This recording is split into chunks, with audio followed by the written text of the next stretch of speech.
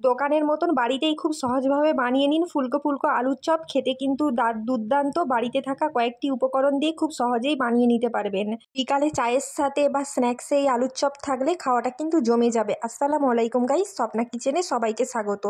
চলুন তাহলে আলুর চপের এই রেসিপিটা শুরু করি। ফার্স্টে আমি এখানে দুটো আলু নিয়েছি, আলুটাকে সেদ্ধ করে নিয়েছি। সেদ্ধ করা আলুটাকে গ্লাসের সাহায্যে খুব ভালোভাবে ম্যাশ করে নিয়েছি। আলুটা কিন্তু খুব ভালোভাবে ম্যাশ করবেন, আলুর মধ্যে যেমন না কোনো গাঁট রয়ে যায়। এরপর আলুর মধ্যে আমি কি মশলা মাখালাম দেখুন। আলুর মধ্যে পরিমাণ মতো লবণ, 1 টেবিল চামচ লঙ্কা গুঁড়ো, 1/2 টেবিল চামচ জিরে গুঁড়ো, 1 টেবিল চামচ ধনে গুঁড়ো, 1 টেবিল চামচ জিরে গুঁড়ো দিলাম। পেরি পেরি মশলা দিলাম 1 টেবিল চামচের মতন। ছোট ছোট করে ধনিয়া পাতা আমি কুচিয়ে নিয়েছি।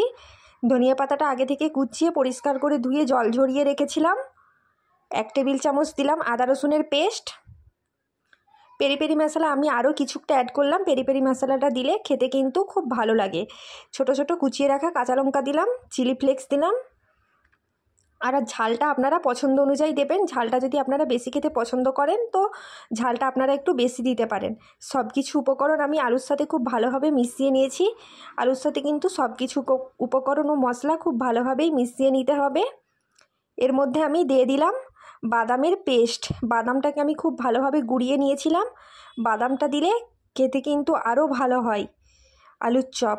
খুব ভালোভাবে আমি একসাথে মাখিয়ে নিয়েছি আলু বাদাম।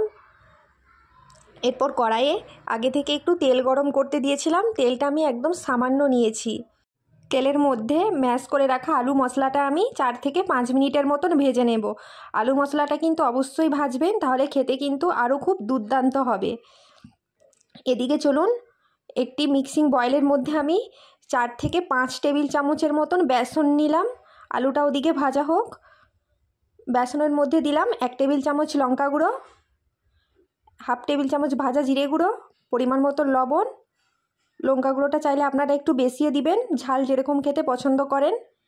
1/2 টেবিল চামচ হলুদ গুঁড়ো, 1/2 টেবিল চামচ আদা রসুনের পেস্ট দিলাম।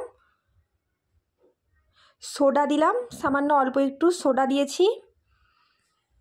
যে সব কিছু উপকরণ আমি হাত দিয়ে খুব ভালোভাবে একসাথে খুব ভালোভাবে মিশিয়ে নিয়েছি। এরপর নর্মাল ঠান্ডা জল দিয়ে আমি খুব ভালোভাবে এটা মাখিয়ে নিচ্ছি। দেখুন, দিয়ে একটা ব্যাটার বানিয়ে নেব। জলটা কিন্তু একবারে দিতে যাবেন না, অল্প অল্প করে দেবেন। দিয়ে বেসনের একটা ব্যাটার বানিয়ে দিয়েছি। ব্যাটারটা কিন্তু খুব গাঢ় বা খুব পাতলা করবেন না, মিডিয়াম একটা ব্যাটার বানিয়ে নেবেন। এদিকে দেখুন, আলুর মশলাটা আমি হালকা ব্রাউন কালার করে ভেজে নিয়েছি। ঠিক এইভাবে আপনারা ভেজে নেবেন। তারপর একটি বয়েলের মধ্যে তুলে নিলাম। ঠান্ডা হয়ে গেলে কিছুটা আমি আলু মশলা নিলাম। বেশি নেবেন না, ঠিক এরকম নেবেন, ঠিক এরকম পরিমাপের নেবেন। আলু মশলা দিয়ে গোল আকৃতির বলের একটা শেপ দিয়ে দেবেন। দেখুন, বেশি কিন্তু আলুর পুর নেবেন না, সাইজটা কিন্তু ঠিক এরকম রাখবেন। দিয়ে গোল আকৃতির বলের একটা শেপ দিয়ে দিলাম। আমি আপনাদেরকে আরও একটি বানিয়ে দেখালাম। দেখুন, ঠিক এরকম গোল আকৃতির বলের একটা শেপ দিয়ে দিলাম। এইভাবে আমি প্রত্যেকটা বানিয়ে নিয়েছি। এদিকে একটি চপিং বোর্ড নিলাম। দেখুন, চপিং বোর্ডের ওপর একটা পেপার নিয়েছি। পলিথিন পেপারটা আমি আগে থেকে পরিষ্কার করে ধুয়ে রেখেছিলাম, আপনারাও আগে থেকে পরিষ্কার করে ধুয়ে নেবেন। দিয়ে একটি আলুর পুর নিলাম, দিয়ে হাতে করে আলতোভাবে এভাবে আমি চেপে দিলাম। দেখুন, এরপর একটি গ্লাসের সাহায্যে ঠিক এরকমভাবে আমি চেপে দেব। এইভাবে করলে জিনিসটা কিন্তু খুব ভালো হয়। দিয়ে দেখুন, চারদিকটা আমি সমান করে নিচ্ছি। দিয়ে গোল আকৃতির একটা শেপ দিয়ে দেব। দেখুন, চারিদিকটা খুব ভালোভাবে সমান করে নেবেন আপনারাও। ঠিক এইভাবে আমি বানিয়ে নিচ্ছি। দেখুন দেখুন দেখতে কতটা সুন্দর হয়েছে। আরও একটি আপনাদেরকে বানিয়ে দেখাবো। দেখুন, ভিডিওটি কিন্তু সম্পূর্ণ দেখবেন। ভিডিওটি না সম্পূর্ণ দেখলে বুঝতে পারবেন না। বন্ধুরা, ভিডিওটি কেমন লাগলো কমেন্টে কিন্তু আপনারা অবশ্যই জানাবেন। দেখুন, আমি আরও একটা আলু মশলা বল নিলাম। দিয়ে ঠিক গ্লাসের সাহায্যে এরকম গোল আকৃতির একটা শেপ দিয়ে দিলাম। এরকমভাবে শেপটা দিলে আর কি জিনিসগুলো ফাটে না, খুব ভালো হয়। দিয়ে চারিদিকটা আমি সমান করে নিচ্ছি। দেখুন, আপনারাও ঠিক হাত দিয়ে চারিদিকটা সমান করে নেবেন।